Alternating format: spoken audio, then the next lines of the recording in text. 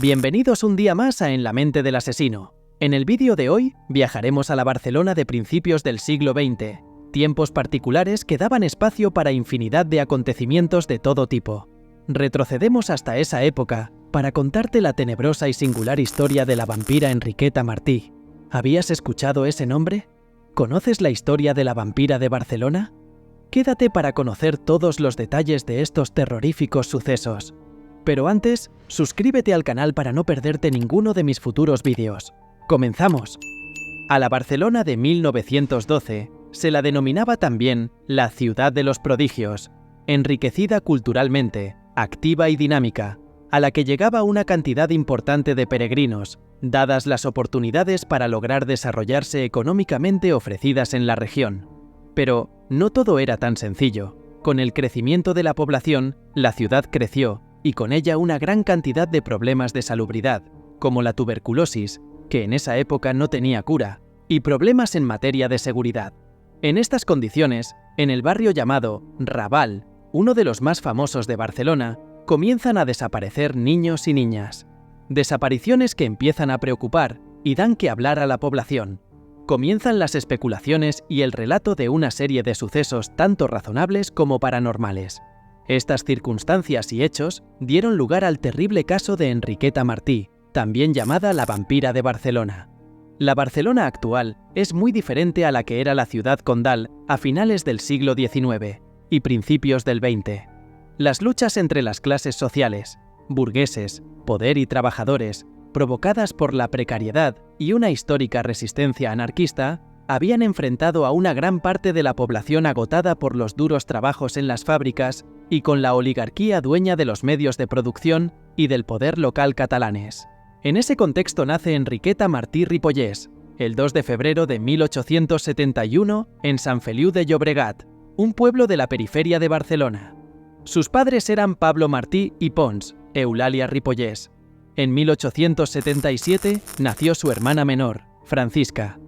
Pablo era albañil, y la casa de la familia se conocía como la Quinta Azul.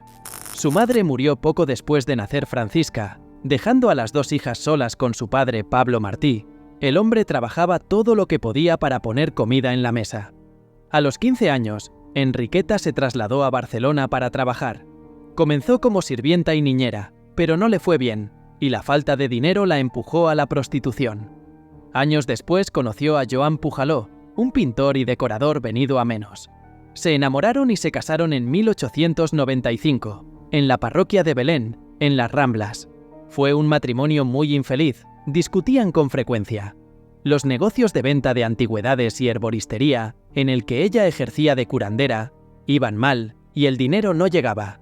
La pareja tenía idas y venidas y se llegaron a juntar y separar unas 6 veces en sus 11 años de convivencia. En agosto de 1904, en una de sus reconciliaciones, tuvieron un hijo, Alejandro, pero por desgracia murió a los 16 meses. De esta desgracia, Joan se culpó a sí mismo y para librarse de los malos recuerdos, se fue a vivir con un amigo. Dejó a Enriqueta en la calle de San Agustín, con lo puesto y su hijo muerto bajo el brazo. A raíz de este trauma, se desencadenó el horror que envuelve la historia de Enriqueta en la calle de San Agustín. Este fue un hecho crucial que marcó profundamente la vida de Enriqueta Martí. La pérdida devastadora de su único hijo dejó una cicatriz emocional imborrable en el corazón de esta rara mujer y desencadenó una serie de acontecimientos que la llevaron por caminos muy oscuros. Una vez sola y en la miseria, Enriqueta se sumió en el comienzo de una de las historias más trágicas y tenebrosas de la ciudad de Barcelona. Fue allí cuando comenzó a traficar con niños y niñas.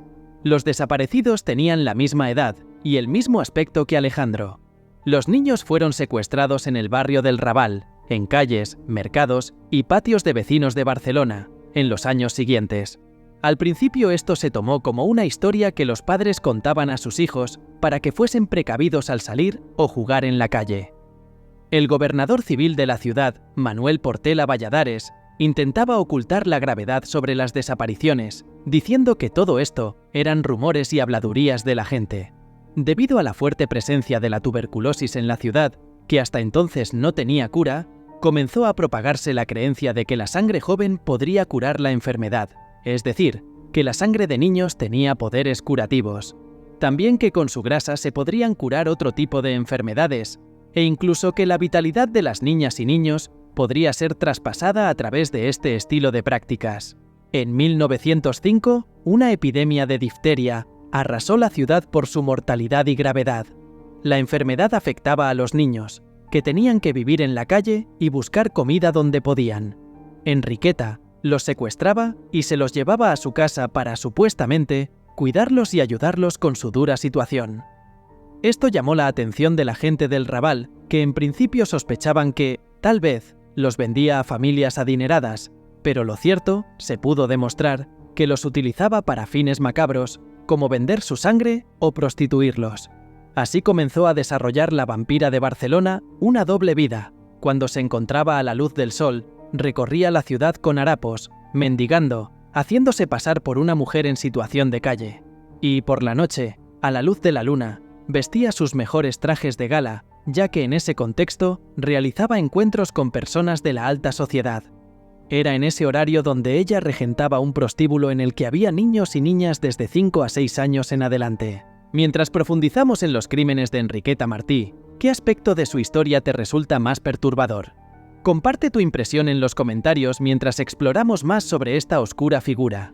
Recuerda dar me gusta si te intriga esta historia y suscríbete para seguir descubriendo más sobre los enigmas del pasado.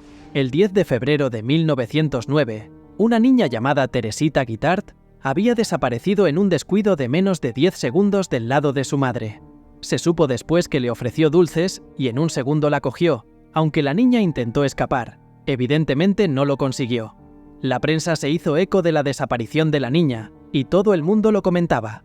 La policía la buscó sin ningún resultado durante más de 2 semanas.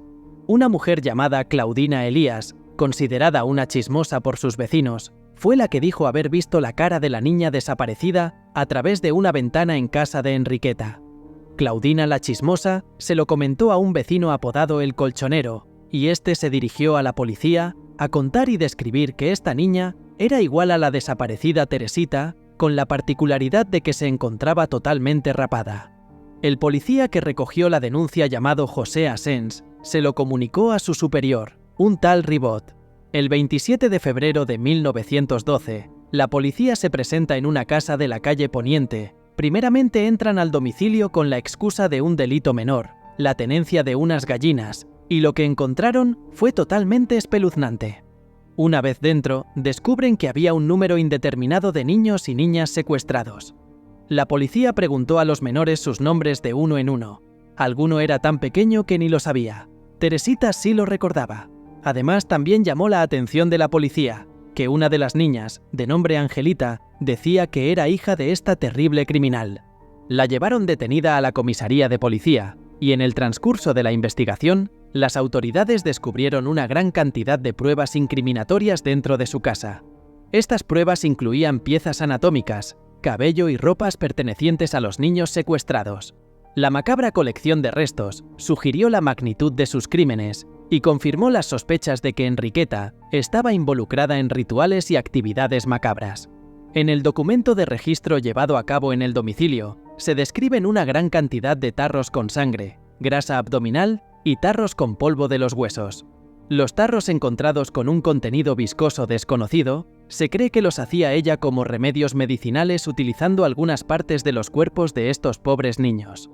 Además, se halló en el lugar de los hechos un libro con los nombres de varios niños, con anotaciones de sus edades, nombres y fechas de desaparición, también los restos de varios niños dentro de una caja de cartón en el cuarto de baño. Total, un horroroso y dantesco escenario. Pero este libro encontrado no solo tenía el nombre de sus víctimas, además se encontraba anotado el nombre de personas con las había realizado negocios, algunas de ellas pertenecientes a clases altas, como concejales, notarios e incluso un sacerdote. Se dijo de estas anotaciones que esos nombres eran solo de personas adineradas a quien Enriqueta mendigaba con asiduidad. Aquellos hechos eran macabros y escandalosos. Hay quien supone que esa explicación tan poco creíble era para tapar toda aquella historia tan oscura que implicaba a personas de alto nivel social. Si eso fue cierto, nunca se sabrá. Según los registros, el método de asesinato era mediante la inyección de una sustancia que paralizaba el corazón. Después los acuchillaba y les sacaba toda la sangre, que utilizaba para hervirla con alubias y hacerse un caldo nutritivo. Por lo visto, su creencia era que esto le daba poderes, salud y belleza, pues ella misma la ingería. También se descubrió que a menudo enterraba los cuerpos en zonas poco transitadas del Raval. Por eso fue tan fácil encontrar restos y objetos de sus víctimas en su casa. Por ejemplo, los restos de 2 niños enterrados en bolsas de papel en la calle. Uno estaba dentro de un paquete y el otro estaba suelto, junto a una caja con ropas de niño, unos zapatos, un abrigo con botones dorados y unos guantes de lana roja. Además, se encontraron huesos de niños que contenían muescas, lo que sugiere que eran empleados como instrumentos de adivinación. Había fotografías de niños en la casa, lo que reforzaba la creencia de que se dedicaba al tráfico de menores. Tenebrosamente, las autoridades de aquel entonces comprobaron que la denominada vampira del Raval extraía la grasa de los niños asesinados, que luego vendía a la compañía ferroviaria. El pelo también lo vendía para que hiciesen pelucas. Los huesos los hacía pasar por un proceso para producir un pegamento. Es decir, convertía todo lo que era posible de sus víctimas en algo que le diera dinero. Diversas investigaciones le adjudican alrededor de 40 asesinatos, sin tener la certeza de que ese fuera el número exacto de sus pequeñas víctimas. Enriqueta Martí fue juzgada y encarcelada por estos crímenes. Su causa fue de mano en mano por diferentes jueces, que por motivos no definidos, se pasaban unos a otros. Se sospechaba que tenía mucha influencia en aquella época, y había mucha gente de clase alta que se podría ver implicada si Enriqueta hablara. Al final fue sentenciada y llevada a la cárcel de mujeres del Raval Reina Amalia, antecesora de la cárcel Modelo de Barcelona. Debido al tiempo que ha transcurrido de estos sucesos tan macabros y crueles, se desconoce con certeza qué fue de ella en prisión y cuáles fueron las circunstancias de su muerte. Hay 2 versiones sobre ello. Una que parece la más creíble es que murió apaleada en la cárcel por otras reclusas. La segunda también pudiera haber sido, es que murió en prisión enferma de cáncer. Sin documento que lo acredite, aunque vivieron testigos de ello para contarlo, es que fue enterrada en una fosa común del cementerio de Montjuïc de Barcelona. Su historia a lo largo de los años se ha convertido en una de las más impactantes de la Barcelona del pasado reciente. El misterio rodea su vida y sus crímenes. ¿Era realmente una vampira, una enferma mental o simplemente una asesina en serie? Nunca lo sabremos con certeza. Concluyendo nuestro viaje a la Barcelona de principios del siglo XX, hemos descubierto una historia verdaderamente aterradora, la de Enriqueta Martí, la vampira de Barcelona. Esta enigmática figura aterrorizó a la ciudad durante un tiempo, llevando a cabo una serie de crímenes horribles que han dejado una marca indeleble en la historia criminal española. Gracias por acompañarme en esta inmersión en la historia de Enriqueta Martí. ¿Crees que la sociedad de esa época influyó en sus acciones? Además, ¿conoces otras figuras históricas igual de inquietantes? Tus comentarios enriquecen esta exploración. No olvides darle a me gusta, suscribirte para más contenido sobre crímenes y compartir este vídeo para que otros también se sumerjan en la historia. Nos vemos en el próximo vídeo.